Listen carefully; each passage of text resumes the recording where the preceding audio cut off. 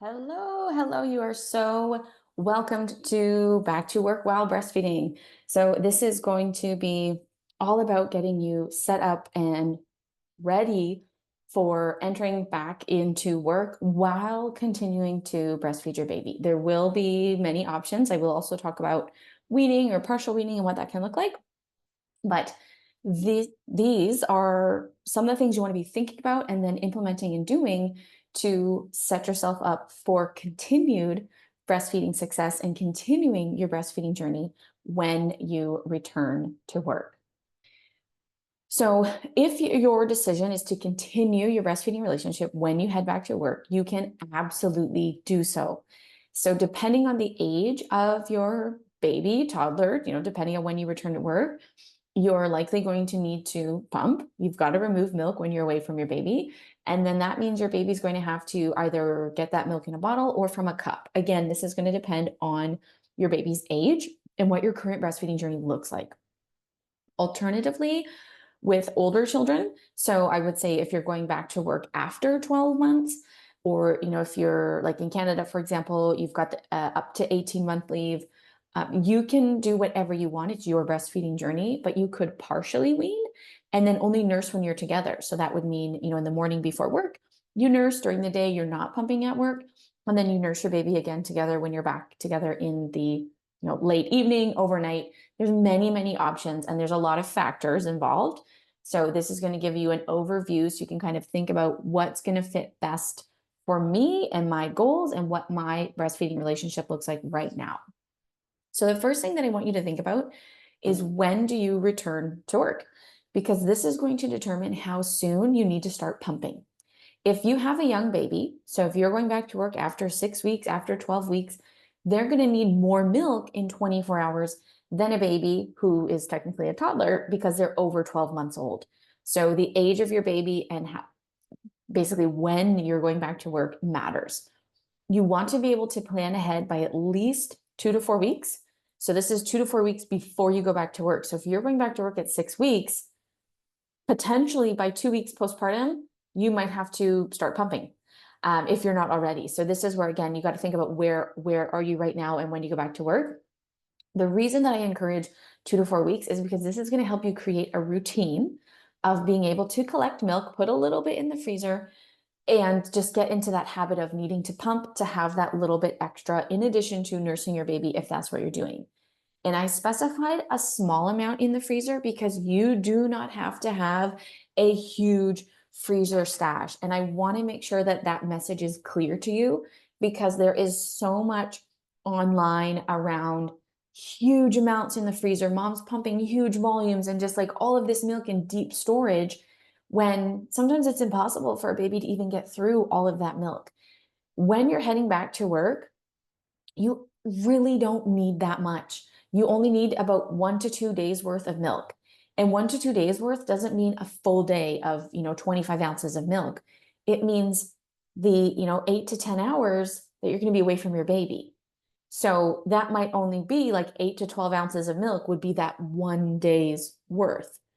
So this is what I'm saying. It's not, I don't have to have 50 ounces in my freezer the first day that I go back to work. You just need enough for that time that you're away from your baby. And all you actually need is about 1 to 1.5 ounces for every hour that you're away. So that's where I pulled those numbers from, if you're curious. Like if you have an 8-hour workday, that could be anywhere from 8 to 12 ounces is all you need in your freezer. Because when you're at work and you're pumping, that's the milk baby's going to have the next day, and so on and so on.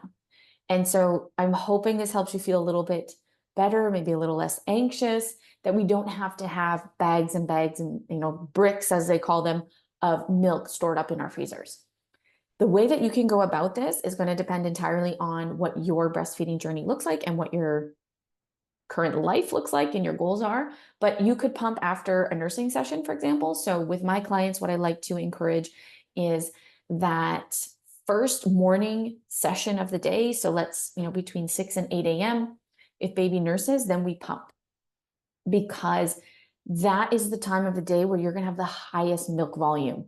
Your prolactin, the hormone that makes milk, rises overnight. And generally that very first feed of the day, your breasts are at their fullest, you have the highest amount of milk. And so your baby could nurse, have a full feeding, feel very full and satiated, and you could still potentially collect a little bit for your freezer. You could also add in an extra pump session. So if there's a time of day that works for you in between nursings, you can add an extra pump session. If it's, sometimes before bed, it works out, like you get baby settled and you have an hour or two to yourself, you could pump then. And again, the rest that you're going to collect is while you're away from your baby. So you really don't have to have this massive freezer full in preparation for returning to work. So now that we've thought about how we're going to collect the milk, what's our baby drinking from? This is the other thing that you need to be thinking about. If your baby's under 6 months old, you can use a bottle. Your bottle, though, does need to be introduced before 12 weeks old. And so this is, again, where it's going to vary person to person and even like country to country. Like when we're talking about mat leave here, we're talking about going back to work. If we compare someone from the US to someone in Canada, those mat leaves can look significantly different. And it's likely that, the person in the US has to be going back to work a lot sooner. So what I see just as someone who's in Canada is bottles get introduced too late sometimes. The reason we want to introduce it before 12 weeks old is that around 12 to 14 weeks, the reflex that your baby has to suck starts to go away and your baby starts to get ready to practice chewing because a few more months down the road, they'll start solid foods. So when they're born, their suck is a reflex, meaning if something goes in their mouth, it's reflexive. Like when you tap your knee and your leg flies out, it's reflexive. That starts to go away and it becomes voluntary. So if we've spent 12 weeks and we've never given our baby a bottle, or we gave them a bottle, a couple of times around 3 or 4 weeks old, and we didn't do it again for a while, it'll go in their mouth and they might kind of chew on it a bit, sort of look at you and think like, what do you want me to do with this thing? And it's not that you're doing anything wrong. It's that we had a window of time. And so it can be trickier around that point in time. It can be introduced, but usually if your baby starts to, refuse it, or your baby's getting a little bit older, I just move to cup feeding, especially if your baby's over 6 months old. So if your baby's over 6 months old, but they use a bottle, they take it well, it's been a part of their life for a while, then just continue bottle feeding. But otherwise, you can move your baby to a straw cup. So the Honey Bear cup is a really great cup. It has a long straw and you can squeeze the bear portion, the cup portion, to help the milk move up the straw to teach your baby straw drinking from an early age. Or you can use an open mouth cup. And all that means is like a glass that we would pick up and drink out of, not necessarily a sippy cup. But these are also options if you have an older baby. I like, though, for babies, like the little cups, like the little silicone cups that you can buy that they can use to feed themselves and drink. And then this way we don't have to worry about bottles. Whoever is going to be taking care of your child also should be taught by you how to use your preferred feeding method. So if you bottle feed and you bottle feed in a specific way, make sure that they know that. If your baby cup feeds, make sure they know that. If your baby is going to be on a straw cup, again, same thing. Make sure that they know, communicate this information to your care provider so that your baby can be fed in this same way. The other thing you need to think about when you're heading back to work is, how are you going to maintain your milk supply? Once you stop removing milk, your body slows down your supply. Basically, it starts to drop your supply. The reason for this is the body sees it as, I don't need to feed this baby as much. I don't need to feed them as often. I need to slow down how quickly I am making milk. So if your goal is to keep breastfeeding and keep providing your baby milk, you need to pump or hand express while you are away from your baby in order to continue to have milk for them. And I've said this before, what you pump while you're away is the milk that your baby would drink the next day. So again, all we really need to do is set ourselves up for 1 to 2 days. And then as we transition back into work, we can pump and that milk is for the next day, and pump and that milk is for the next day, and so on and so on. But if you go back to work and you're not removing milk as often, especially if you have a really young baby. So if you have a baby who's eating like every 2 to 3 hours and you're only able to pump every 4 or 5 at work, it's going to start to impact your supply. You also might start to experience issues around plug ducts and mastitis. And so again, this is where you want to have a plan tailored to you, specific to your work environment and the job that you do. But it's important that you keep removing milk in order for your body to keep up the demand. Or to keep up the supply, we need that demand to stay there. So a few tips for pumping. So if you are heading back to work and you're choosing to pump because you want to keep providing your baby your milk, there's a few things that you can do to really help ensure that you're collecting as much as possible, because it is always a stressful situation. There's a lot going on. We're separated from our baby now, anxiety around that, getting back into the job. So things like hands-on pumping, this is where this what I have the picture of here. You're doing some gentle massage and compressions to basically work with the pump. You're squeezing the breast gently to help increase the flow of milk. They use this in NICUs. It's called hands-on pumping. And we have scientific research that says it helps you collect more milk.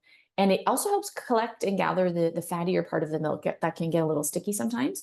So this is a really great way to help you collect more in a shorter amount of time. If you can also look at pictures of your baby on your phone or videos of them, this is going to let the oxytocin flow. That's going to help the milk flow, help your body relax, because especially if you're feeling uncomfortable pumping in the work environment, if you're in a space where it might be shared, people are coming and going, you know, you can be a little uneasy, and then that can create a little bit of stress and anxiety, and that also can affect how well milk is removed and how well you can actually pump, which then starts to affect supply.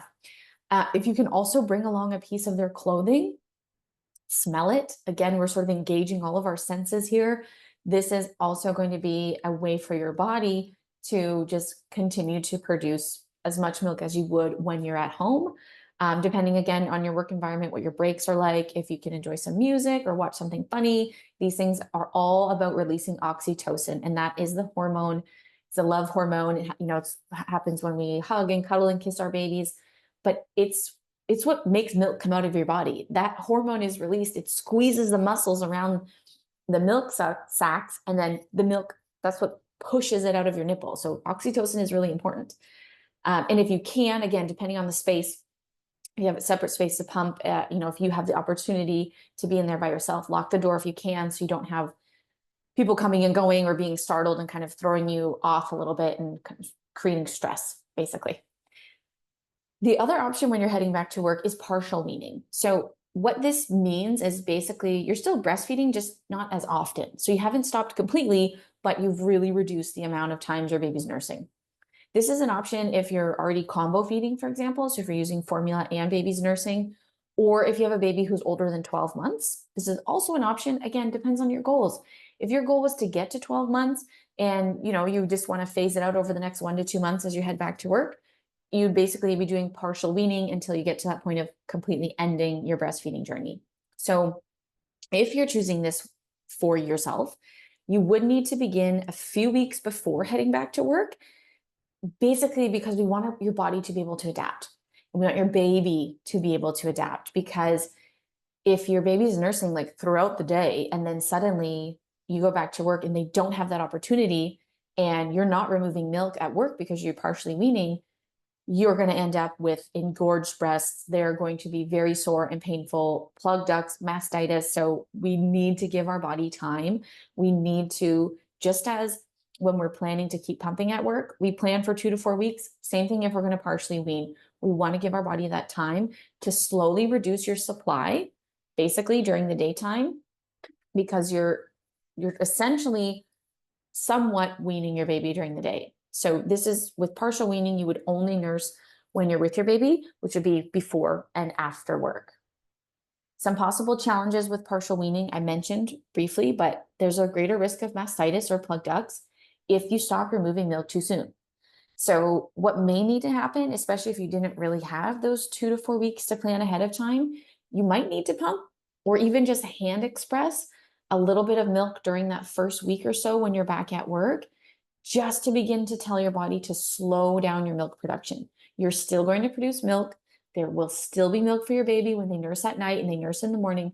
What we're trying to do is change how fast milk is made. And that's what it looks like. That's what a drop in supply looks like. It's just slowed down. And the goal with partially weaning is just to slow it down. So milk is still made. I don't want to worry anyone. Milk is still made. It's just not as fast. And then that's what's going to allow you to go throughout your workday and be physically comfortable. Keep in mind, please, that babies and toddlers nurse for comfort, closeness, if they're stressed, if they're upset, if they're tired, and so much more.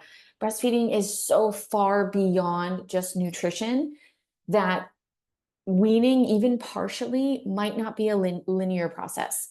So give yourself some grace. This is a really big change in your feeding relationship for both you and your baby. And we need to have space for those feelings. We need to, know that those first couple weeks back to work, especially if your child hasn't been in daycare before, can be really overwhelming. And when you guys are back together and connected, they may only want to nurse 24/7. And it can make you start to feel touched out or feel like what's going wrong. And it really is just your baby trying to, have that comfort and closeness because they're stressed and upset. Or when our babies and toddlers go to daycare and they get sick, then they're tired and they're not feeling well. They just want to nurse. And so we have to keep these things in mind because you may, especially if you are leaning more towards the weaning side of things, it might feel like, you know, two steps forward, one step back type of thing. But it's because it's a breastfeeding relationship. It is beyond just food and nutrition. And if you're wanting to wean completely, and this is it, you're at the end of your breastfeeding journey, you've reached your goals, you're proud of yourself, and you want it to come to a close, then my course, Weaning with Love, is the next step. So you have access to this class as part of the membership, and it will guide you through ending your breastfeeding journey in a very gentle way, in a very respectful way, in a way that ensures you're not at risk for plug ducts and mastitis, in a way that helps support your baby as well. So there is support for night weaning, for weaning completely, weaning under 12 months, weaning over 12 months. It is the next step that you need to take if you are at the very end of your breastfeeding journey.